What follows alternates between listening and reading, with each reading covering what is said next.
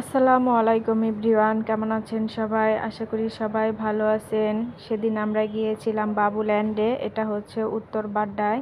তো এখানে আমরা আয়নকে নিয়ে গিয়েছিলাম। এবার প্রথমবারের মতোই আমরা আয়নকে নিয়ে গিয়েছি। ও তো ঘোরার জন্য খুবই পাগল হয়ে থাকে। আসলে প্রত্যেকটা বাচ্চাই বাসায় থাকতে থাকতে অস্থির হয়ে যায়, এই জন্য সবসময় চায় ওরা একটু বাইরে যেতে, ঘোরাঘুরি করতে।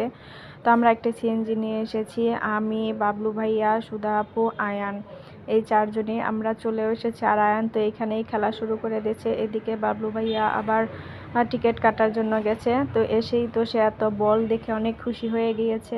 আর বলগুলো দেখতে অনেক সুন্দর লাগছিল আমার কাছে, কালারফুল। ওইখানে প্রথমে ও যাওয়ার পরে এত মানুষজন দেখে একটুই হয়ে গেছে, কারণ ও ইউজ টু না এত মানুষজনের সাথে মিশে। এই জন্য ও ফার্স্টে একা একাই খেলছিল। আর এই মেয়ে বাবুটাকে দেখে আমার অনেক ভালো লেগেছে।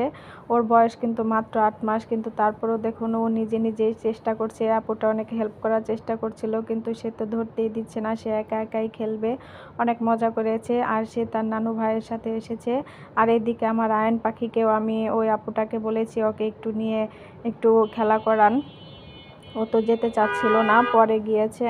আর এখানেও শুধু বল দিয়েই খেলা করছিল। অনেক রাইট আছে বাচ্চাদের, কিন্তু সে তো খেলছিল না, নিজে নিজেই শুধু বল দিয়েই খেলা করছে। এখানে নিয়ে আসলাম একটু জাম্পিং করার জন্য, কিন্তু ফার্স্টে সে ভয় পাচ্ছিল আর কি, জাম্পিং করবে না। তারপরে আপুটা একটু ওকে নিয়ে জাম্প করছে, তবে সে সেখানে সে থাকবে না, পরে চলে এসেছে। ও ঘুরে ঘুরে সব কিছু এনজয় করছিল।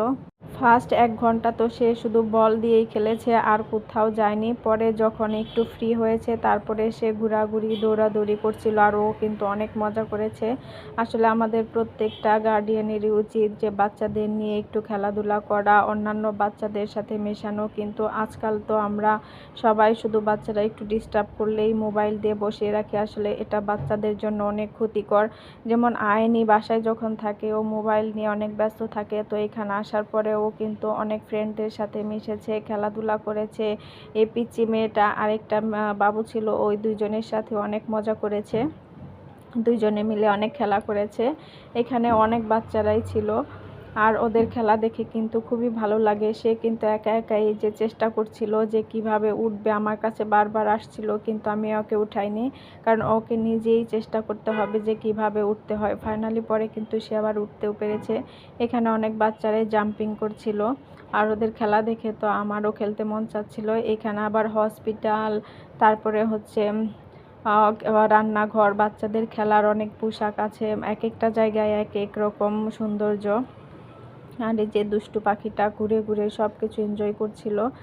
আর এইখানে এসে সে কিন্তু এটার ভিতরে উঠে গিয়েছিল, পরে আর বের হতে পারে না, তখন আমি আবার ওকে বের করে দিয়েছি। আর ওর মা ওকে গাড়িতে উঠানোর চেষ্টা করছিল, কিন্তু সে গাড়িতে উঠবে না। আর এইখানে দেখুন আবার বাচ্চাদের নাচেরও একটা প্রোগ্রাম আছে, সব বাচ্চারা মিলে এখানে নাচানাচি করে। কিন্তু আয়নকে আর এখানে আনতে পারিনি, কারণ সে নাচবে না, সে বল দিয়েই খেলায় ব্যস্ত ছিল। আর এই যে আপুটা কিন্তু বাচ্চাদেরকে দেখিয়ে দিচ্ছিল কিভাবে নাচতে হয়। আর এই বাচ্চারা বলছিল যে কোকোমেলনের গান দিতে। ওরাও বাচ্চারা এরকম হাসি খুশি থাকলে কিন্তু সত্যি অনেক ভালো লাগে দেখতে। আর এই যে দেখুন সে আবারও চলে এসেছে এখানে বল দিয়ে খেলার জন্য। পরে দেখুন সে চেষ্টা করতে করতে কিন্তু উঠতে পেরেছে। আর ওর এটা দেখে আমার খুবই ভালো লাগছিল। আমরা সব কিছু খেলাধুলা করে এখন বাসায় চলে যাব। আর এইখানে কিন্তু অনেক খেলনাও পাওয়া যায়, আর বাচ্চাদেরকে নিয়ে মাঝে মাঝে আসতে হবে এখানে।